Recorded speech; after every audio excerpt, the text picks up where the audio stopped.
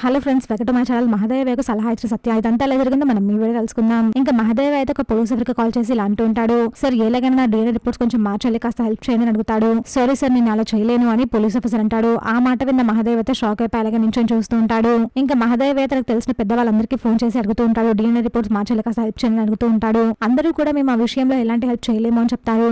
దీంతో మహదేవ్ ఏం తోచక అలాగే నించొని చూస్తూ ఉంటాడు.